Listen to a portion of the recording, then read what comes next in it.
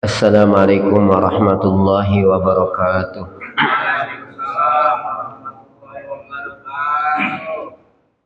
Alhamdulillah. Alhamdulillah wassalatu wassalamu ala Rasulillah Sayyidina Muhammad ibn Abdillah wa ala alihi wa sahbihi wa mawalah, amma ba'du. Inna Allaha wa malaikatahu yusalluna 'alan nabi ya ayyuhalladzina amanu sallu 'alaihi wa sallimu taslima. Allahumma salli wa sallim wa barik 'alaihi. Ya Rabbi bil Mustafa balligh maqasidana waghfir lana ma madha ya wasi'al karami.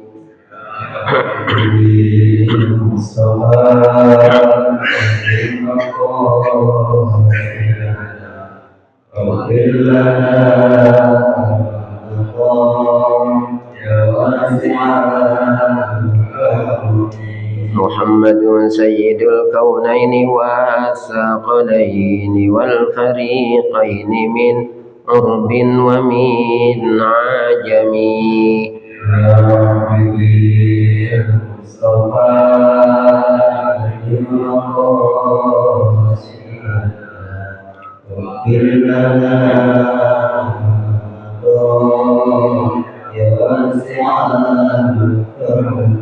مولاي صل وسلم دائما أبدا على حبيبك خير الخلق كلهم.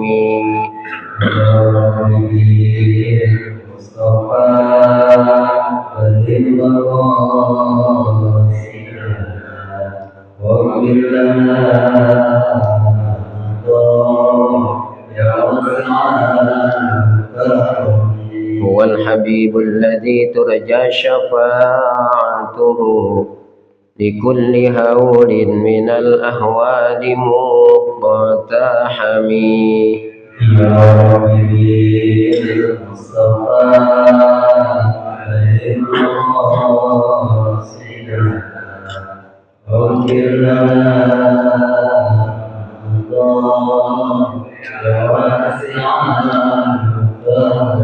اللهم صل وسلم وبارك عليه وعلى آله. Bismillahirrahmanirrahim. Subhanaka la ilma lana illa ma 'allamtana innaka antal alimul hakim. Allahumma 'allimni al-kitab wal hikmata wa 'allimni at-ta'wil. Allahumma hdi qalbi wa tsabbit lisani. Allahumma iftah 'alaina hikmataka wa anshur 'alaina min khazaini rahmatika ya arhamar rahimin. Allahumma nawwir qulubana bi nuri hidayatika kama nawwartal arda bi nuri syamsika abadan abada bi rahmatika ya arhamar rahimin. Allahumma rzuqna fathan wa fahman fil qur'anil azim wa nuran nahtadi bihi ila siratil mustaqim. Rabbi shrah li sadri wa yassir li amri wahlul 'uqdatam min lisani yafqahu qawli. Qala al-muallif rahimahullah wa nafa'ana bi ulumi amin. Wa qala sayyiduna Abdullah ibni Alawi al-Haddad radhiyallahu anhu wa nafa'ana bihi fi kitabin nasaihid diniyah ma ma'nahu wa hadhihi awsafun yajibu ayyatahalla biha kullu mu'minin wa hiya qawluhu qabla hadha biqalilin ay yakuna khashi'an mutawadhi'an khaifan wajilan musyfiqan min khasyatillahi ta'ala.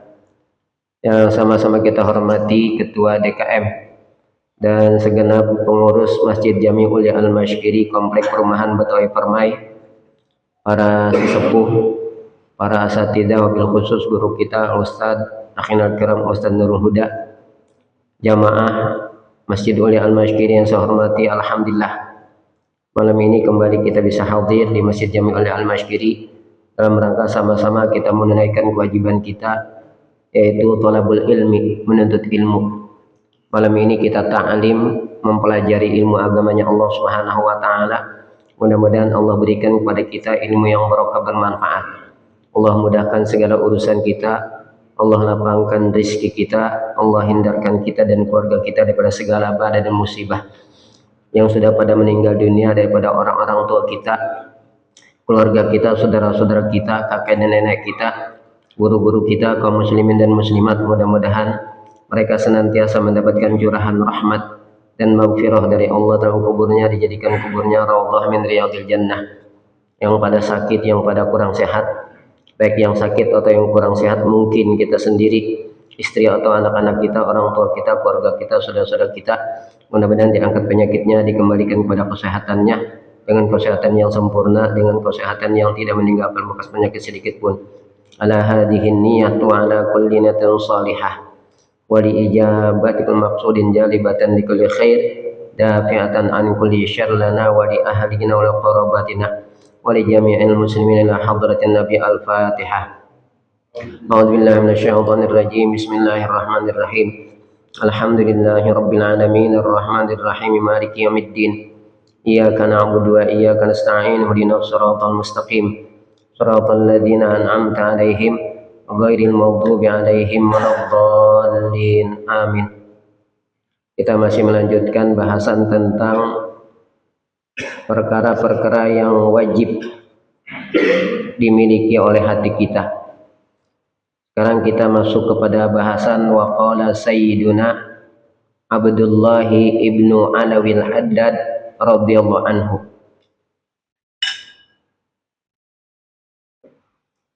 Wa qala sayyiduna Abdullah ibnu Alawi al-Haddad radhiyallahu anhu.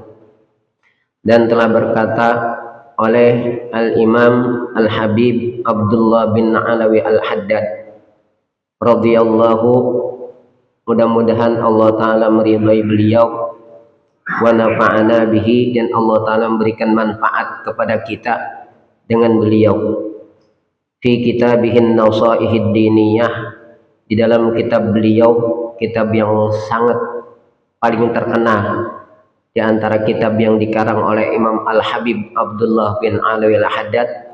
Di antara kitab yang paling terkenal adalah kitab An-Nasaihud Diniyah wal Wasayal Imaniyah, kitab yang berisikan tentang nasihat-nasihat agama dan wasiat-wasiat atau pesan-pesan keimanan. Kita sesama muslim kan harus saling mencintai. Di antara tanda kecintaan adalah memberikan nasihat. Rasulullah ketika beliau menyatakan cintanya kepada sahabat Abu Dzar, kata Rasulullah, usika, aku berwasiat kepadamu agar engkau tidak meninggalkan di setiap selesai sholat Allahumma a'inni ala zikrika wa syukrika wa husni ibadatik. Jadi man ahabba nasahahu, siapa orang yang mencintai maka dia pasti akan memberikan nasihat. Kenapa demikian? Karena yang namanya orang yang mencintai selalu menghendaki kebaikan untuk orang yang dicintai. Sedangkan nasihat itu adalah kalimatun yu'abbaru biha an iradatil khairi lil mansuhi lahu. Kalau kita ditanya nasihat, apa sih itu nasihat? Nah, kita paling menjawab, ya nasihat gitu. Nasihat itu definisinya apa? Para ulama mendefinisikan nasihat adalah dengan kalimatun yu'abbaru biha an iradatil khairi lil mansuhi lahu. Nasihat itu adalah suatu kalimat yang diungkapkan dengannya untuk menghendaki kebaikan orang yang dinasihati. Jadi tidak ada tuh nasihat kepada keburukan. Yang namanya nasihat semuanya tujuannya untuk kebaikan. Kalau kita nasihatin anak kita, nak, jangan tinggalkan sholat, itu kan demikian kebaikan anak kita, agar anak kita bahagia di dunia dan di akhirat dengan mereka senantiasa menjaga sholatnya. Nak, rajin belajar, Jangan malas. Itu kan demi kebaikan mereka nanti di masa depan mereka, agar mereka menjadi orang yang berguna. Itunya nama nasihat. Jadi nasihat itu kata para ulama kalimatun yu'abbaru biha an iradatil khairi lil mansuhilahu. Nasihat itu adalah suatu kalimat yang diungkapkan dengannya dalam rangka untuk menghendaki kebaikan orang yang dinasehati. Nah, itulah nasihat. Kemudian saling berwasiat, saling berpesan dalam masalah keimanan. Itu diantara sifat orang-orang yang terhindar daripada kerugian. Kata Allah, wal asri innal insana lafi khusrin illa alladhina amanu wa amilus shalihat wa tawassaw bil haq wa tawassaw bis sabr. Wal asri, demi masa, innal insana lafi khusrin, sesungguhnya manusia itu benar-benar berada pada kerugian. Apakah semua manusia itu berada pada kerugian? Ada istisnanya. Illa alladhina amanu, kecuali yang pertama orang-orang yang beriman. Yang kedua, wa amilus shalihat, mereka bukan hanya sebagai orang yang beriman, tapi juga mereka sertai keimanannya itu dengan amal-amal soleh. Itu kata para ulama, wawunya limutlaqil jam'i, mutlak berkumpulnya. Antara iman dengan amal soleh itu mutlak berkumpul, tidak boleh dipisahkan antara iman dengan amal soleh. Makanya Rasul bersabda, al imanu wal amalu qarinani la yasluhu ahaduhuma illa bil akhari. Iman dan amal itu qarinani, dua yang selalu berserta bersamaan. Yang satunya tidak akan menjadi baik tanpa yang satunya lagi. Iman saja tanpa amal soleh itu juga nggak akan selamat. Amal soleh saja tanpa iman tidak akan pernah diterima oleh Allah Subhanahu wa Ta'ala. Maka wawunya limutlaqil jam'i, mutlak berkumpulnya antara iman dengan amal soleh. Maka di antara sifat orang yang terhindar daripada kerugian, yang pertama illal ladzina amanu, kecuali orang-orang yang beriman. Yang kedua, wa amilus shalihat, dan mereka senantiasa mengerjakan amal-amal soleh di atas keimanannya itu. Apa itu amal soleh? Amal soleh itu kata para ulama, kullu amalin fihi ridhallahi ta'ala, setiap amalan yang di situ ada ridha Allah. Jadi kita orang yang beriman, kalau kita ingin termasuk orang yang terhindar dari kerugian, hendaknya senantiasa melakukan amalan-amalan yang diridhoi oleh Allah. Jangan sampai kita melakukan perbuatan-perbuatan atau amal-amal yang dimurkai oleh Allah. Jadi amal soleh itu adalah kullu amalin fihi ridhallahi ta'ala, setiap amalan yang di situ ada ridha Allah Ta'ala. Kemudian watawassaw bil haq watawassaw bis sabr, saling berwasiat, saling berpesan dalam kebenaran, dan saling berwasiat dalam kesabaran. Nah, orang yang mencintai pasti nasohahu wa awsa bihi, dia akan menasehati dan berwasiat, selalu berpesan. Tuh. Nah, di antara kitab yang paling terkenal karangan Al-Imam Al-Habib Abdullah bin Alawi Al-Haddad, yaitu kitab An-Nasaihud Diniyah wal Wasayal Imaniyah. Nah, beliau berkata, ma maknahu, apa maknanya? Wahadi awsafun yajibu ayyatahalla biha kullu mu'minin. Wahadi, dan bermula ini. Apa ini yang nanti akan disebutkan setelah ini? Wahadi, dan bermula ini awsafun, ada beberapa sifat yajibu ayyatahalla biha kullu mu'minin, yang setiap orang beriman wajib menghiasi dirinya dengan sifat-sifat ini. Di antara sifat-sifat, Pak, ada yang mesti kita ayyatahalla bihi, kita mesti hiasi diri kita dengan sifat-sifat tersebut.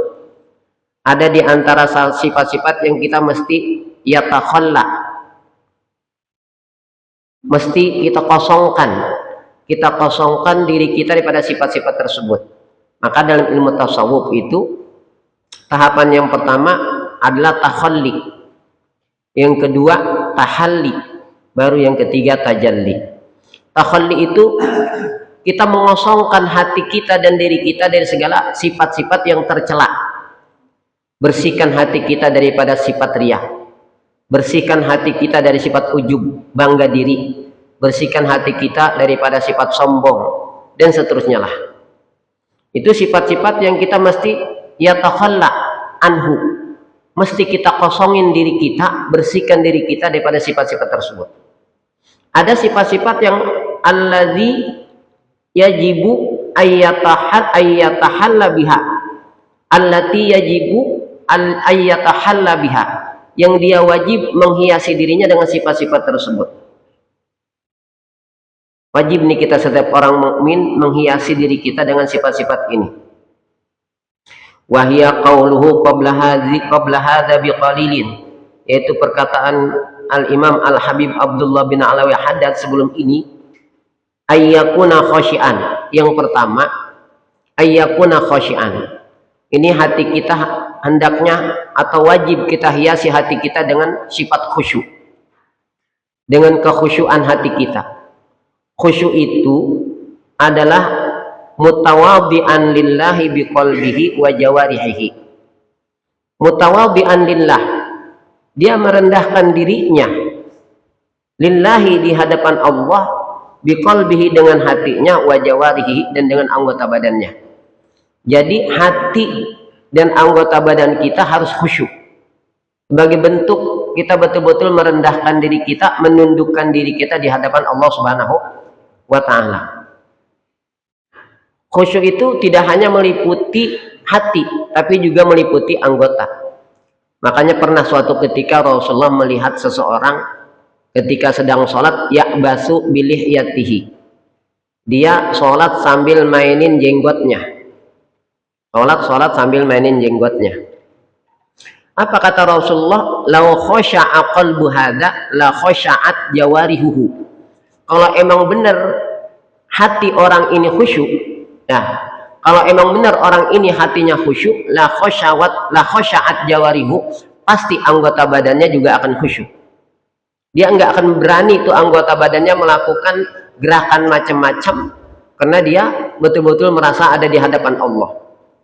Kita jangan merasa, jangankan kita merasa di hadapan Allah.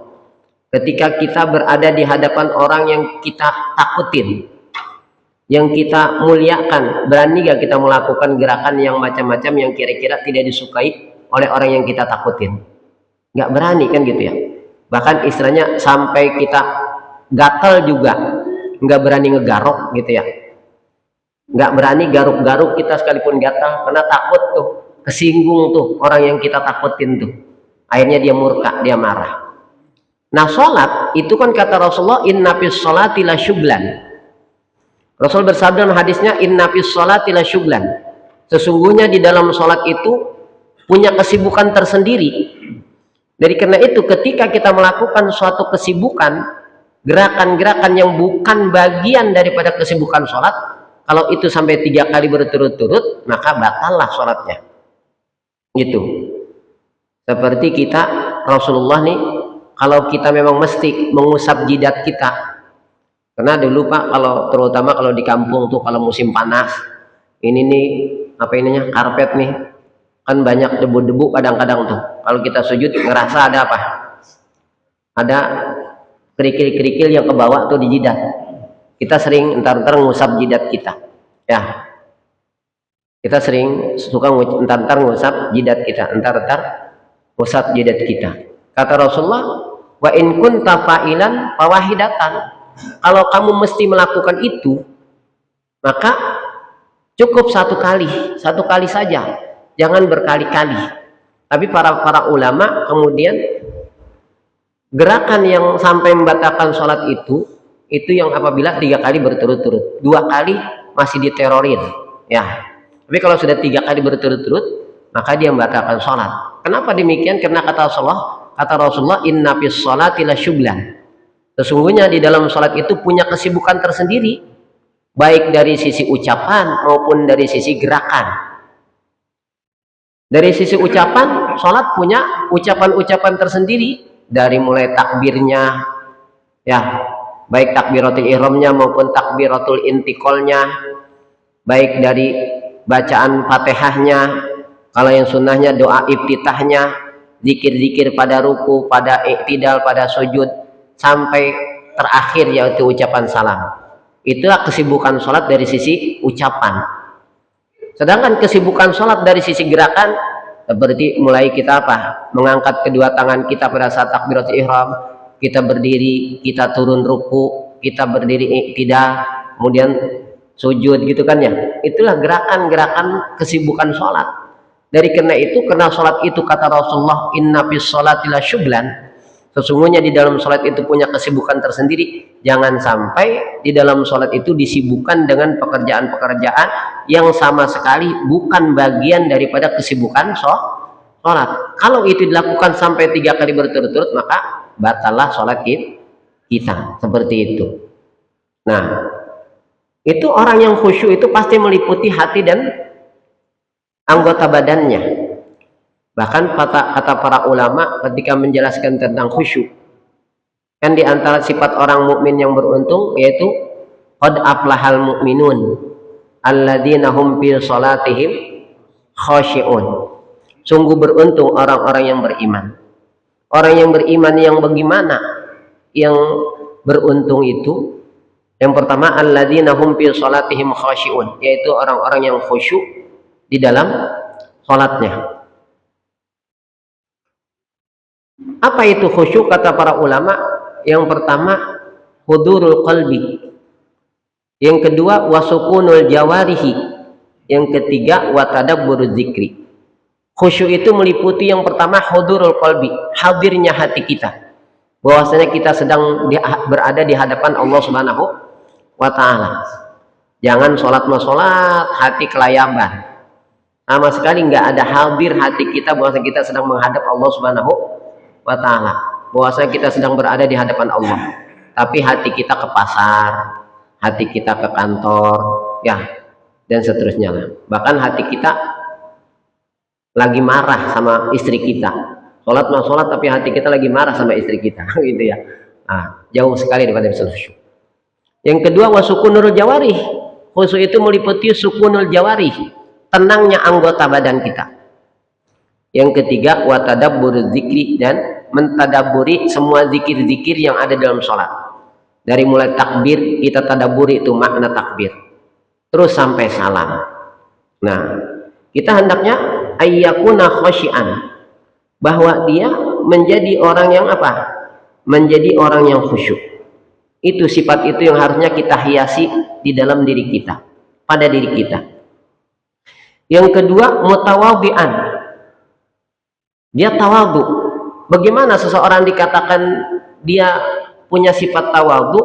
Bi alla yara li nafsihi, bi alla la yara li nafsihi fadlan ala ahadin, bal yaraha mudnibatun mujrimatun.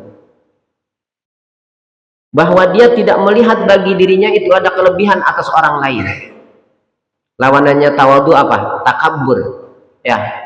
Lawanannya tawadhu adalah takabbur. Rasul bersabda, "Man tawadha'a lillah rafa'ahu Allah, wa man takabbara wadha'ahu Allah." Lawanan sifat tawadhu adalah takabbur.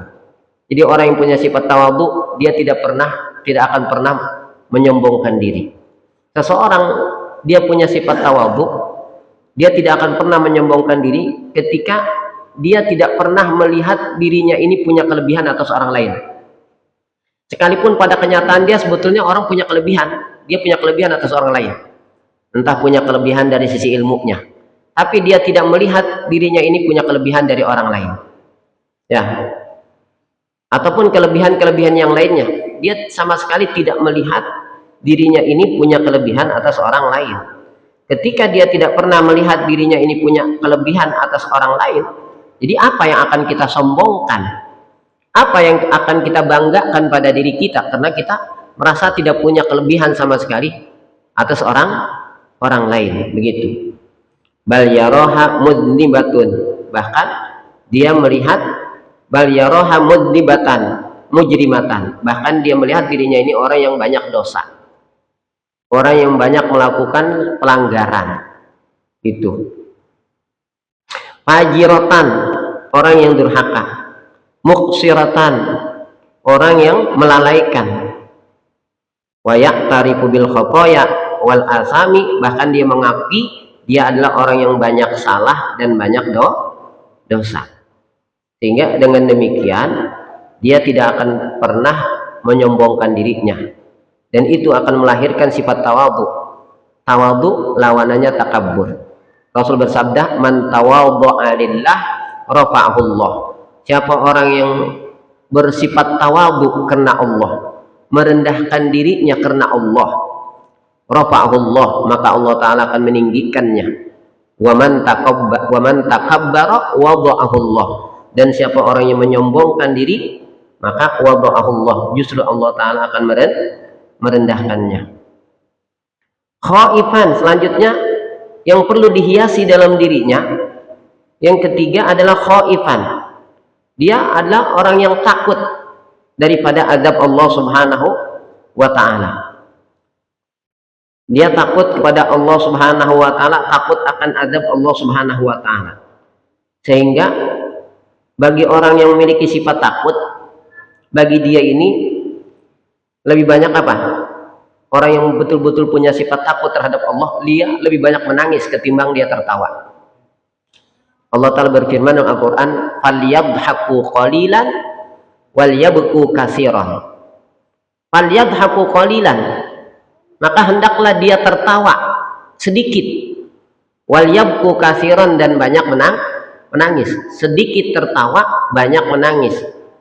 Kalau kita justru belum pernah menangis, banyakan mah kita apa? Tertawa-tawa mulu kan gitu ya. Tuh. Ada apa di antara kita nih? Sekali-kali bangun malam kita nangis gitu. Nah, kata Allah Al-Quran begitu, falyadhaku qalilan walyabku katsiran. Hendaklah dia sedikit tertawa, walyabku katsiran, dan banyak menangis. Apalagi kita bisa menangis ketika kita berada pada kesendirian kita. Kita merasa sedang berada di hadapan Allah, di kesendirian, di keheningan. Itu merupakan salah satu di antara 7 golongan yang dapat naungan dari Allah Subhanahu wa Ta'ala, yaitu warajulun zakarallaha khaliyan fafadat ainahu. Di antara 7 golongan yang dapat naungan dari Allah adalah warajulun zakarallaha khaliyan, seseorang yang dia ingat akan Allah, khaliyan, di kesendirian, fafadat ainahu, lalu kedua air matanya mencucurkan air mata. Bukan hanya sekedar menetes, tapi bercucuran. Kalau fadha itu tercurah, bercucuran air matanya. Kalau kita bisa begitu enggak tuh? Hanya belum bisa. Kalau untuk begitu, urusan begitu, mata kita jumudul ain, keras mata kita. Kalau dalam urusan-urusan yang berkaitan dengan dunia, kita kehilangan sesuatu yang kita cintai daripada dunia, kita bisa menangis, kan gitu ya. Ketika kita kehilangan sesuatu daripada dunia yang kita cintai ini, kita bisa menangis. Nah, itu hendaknya kita ini punya hati ini khaifan min adzabillah, takut terhadap azab Allah Subhanahu wa Ta'ala. Kemudian wajilan, dan dia memiliki hati yang takut kalau seandainya dia akan jatuh kepada perkara-perkara yang akan membinasakannya, mencelakakannya. Kalau khauf itu takut akan azab Allah Subhanahu wa Ta'ala. Kalau wajilan itu takut dia akan jatuh kepada perkara-perkara yang akan membinasakannya, mencelakakannya. Tuh. Itu udah sifat khauf, punya sifat wajilan. Kemudian musyfiqan, ay sarifan lil himmati fi izalatil makruhi anin nas. Dia punya rasa kasih sayang terhadap orang lain, sehingga dia tekadnya adalah dia bisa menghilangkan hal-hal yang tidak disukai atas diri manusia. Itu musyfiqan, namanya dia sayang, sehingga dia nggak pengen orang ini celaka. Dia nggak pengen ada orang yang terkena hal-hal yang tidak diharapkan, tidak disukai. Min khasyatillah, sifat tersebut itu dikarenakan rasa takut kepada Allah Subhanahu wa taala. Kemudian zahidan fid dunya, dia zuhud fid dunya, pada dunia. Ini sebagai syarat kalau kita pengen dapat kecintaan Allah. Kata Allah, kata Rasulullah hadisnya, izhad fid dunya yuhibbakallah, wazhad fima indan nas yuhibbakan nas. Berlaku zuhudlah engkau pada dunia, yuhibbakallah, maka Allah taala akan mencintaimu. Wazhad fima indan nas, dan berlaku zuhudlah kamu pada apa yang ada pada manusia. Kita nggak pernah iri dengan apa yang ada pada orang lain. Maka yuhibbakan nasu, maka manusia akan mencintai engkau. Selanjutnya qani'an bil yasir, kita ridho dengan yang sedikit yang Allah berikan kepada kita. Seberapapun yang Allah berikan kepada kita, hati kita tetap ridho. Sekalipun yang Allah kasih kepada kita semuanya sedikit, kita tetap ridho tuh. Qani'an bil yasiri minha. Kita punya sifat qanaah. Qanaah itu ada ar-ridho bima qasamahullah. Dia ridho dengan apa yang dibagikan oleh Allah untuknya. Seberapapun yang Allah bagi untuknya, dia ridho. Dia terima dengan hati yang apa? Dengan hati yang ridho. Itu namanya qanaah. Lawanan sifat qanaah adalah hirsun, rakus. Orang yang rakus tidak akan pernah merasa cukup dengan apa yang telah diberikan oleh Allah, sekalipun pemberian tersebut sudah banyak. Kalau orang rakus, sekalipun pemberian Allah kepadanya sudah begitu banyak, tetap saja dia nggak merasa cukup, sehingga terus dia apa? Semakin rakus. Rasul bersabda, "Lau kana libni adama wadiyan min dhahabin, latamanna an ayyakuna lahu wadiyani, walayyamla afahu illa turab," kata Rasul. Kalau seandainya manusia ini punya satu lembah emas, latamanna ayyakuna lahu wadiyani, pasti dia berharap pengen punya 2 ladang emas. Udah punya 1 ladang emas, pasti dia pengen punya 2. Punya 2, punya terus pengen 3. Walayyamla afahu illa turab. Dan tidak ada yang bisa memenuhi mulutnya kecuali tanah, kecuali mati, kecuali mati baru berhenti dah keinginannya. Itu. Munfiqan lil fadili an hajatihi, dia menginfakkan bagi kelebihan daripada hajatnya. Dia menginfakkan bagi kelebihan daripada hajatnya. Kalau dia punya kelebihan, dia akan infakkan. Dia sedekahkan daripada kelebihan hartanya. Rasul bersabda, "Tuba liman amsakal fadla min lisanihi wa anfaqal fadla min malihi." Kata Rasulullah, "Tuba liman amsakal fadla min lisanihi wa anfaqal fadla min malihi." Beruntung orang yang menahan kelebihan ucapannya dan mengeluarkan kelebihan hartanya. Kalau kita kadang-kadang terbalik, kelebihan ucapan terus kita ngomonglah sampai berbusa mulut kita. Ya. Harusnya kelebihan ucapan itu kita tahan. Jadi kita hanya berucap yang penting lah bahasa kita. Kita hanya berucap yang penting. Enggak penting kita enggak ucapkan.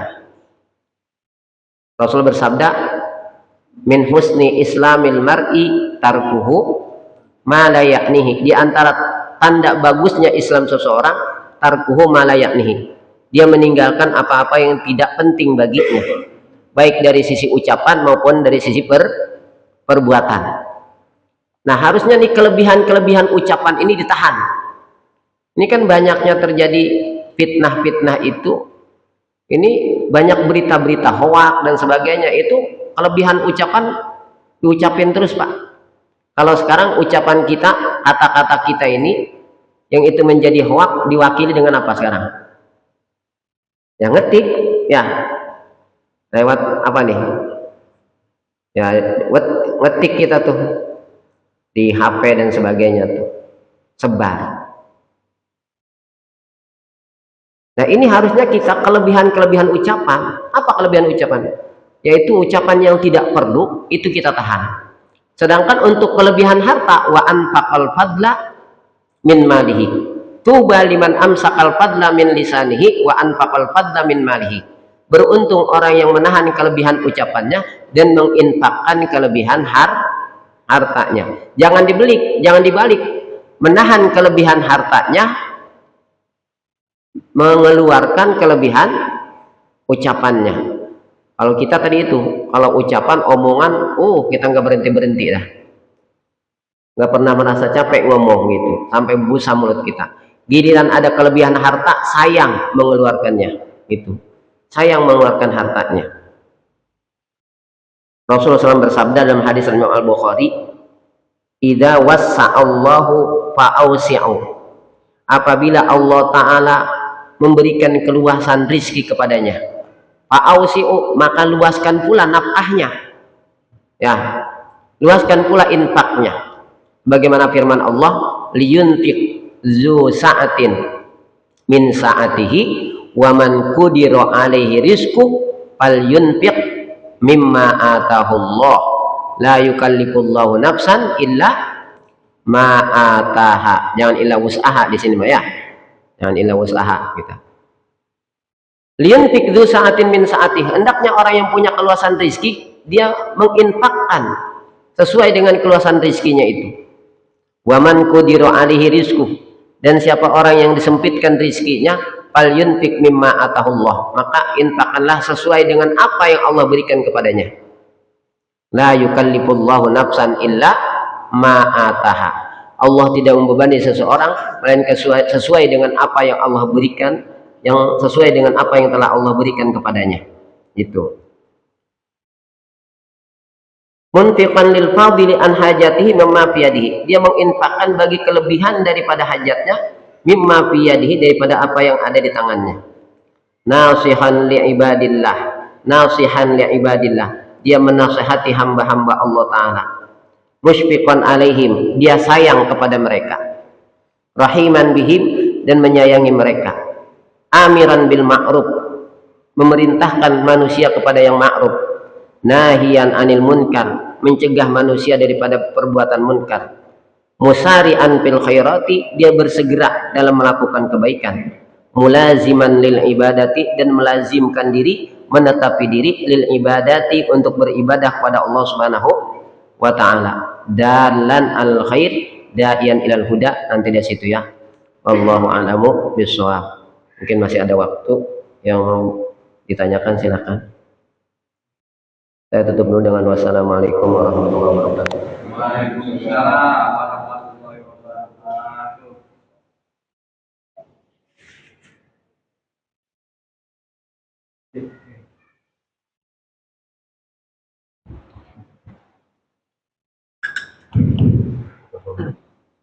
Berapa menit?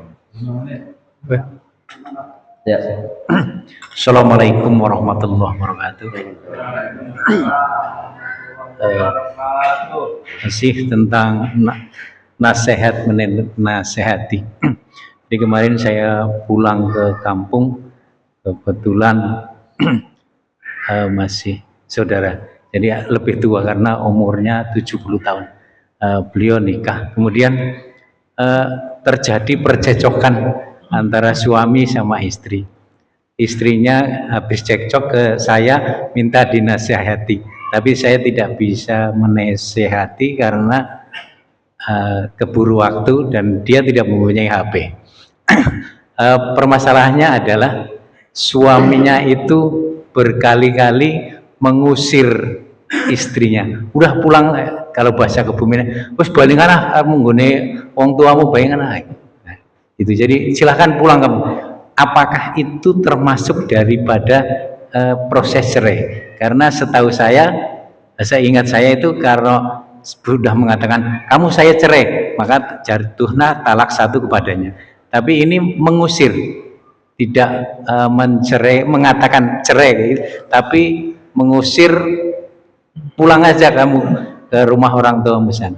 Padahal orang tuanya sudah meninggal dan tidak punya, karena umurnya sudah 70 tahun. Jadi mohon penjelasan tentang bukan perkataan cerai tapi diusir ke rumah. Apakah itu sudah termasuk dalam proses menceraikan? Terima kasih. Wassalamualaikum warahmatullahi wabarakatuh. Waalaikumsalam warahmatullahi wabarakatuh.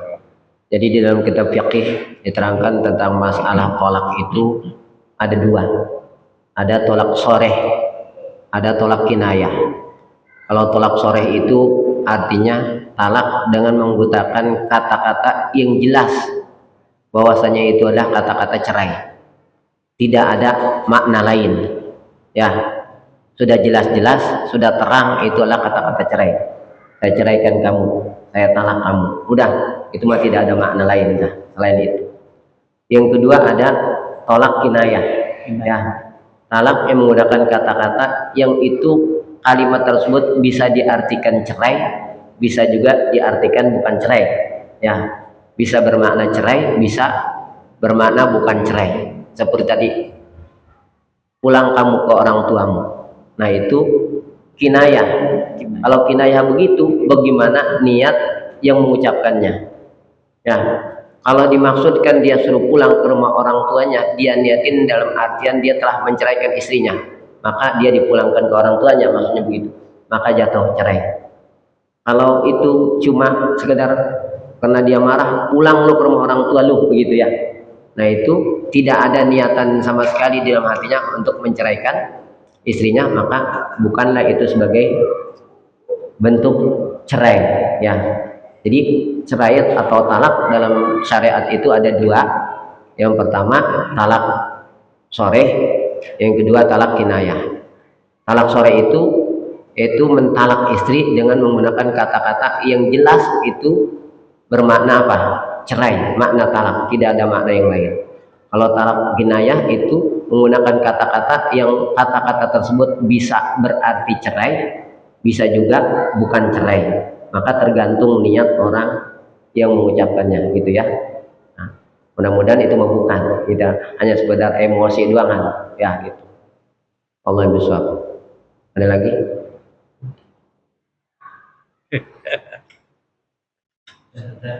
Hah?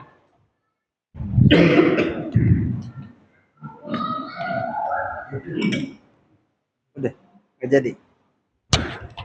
Udah.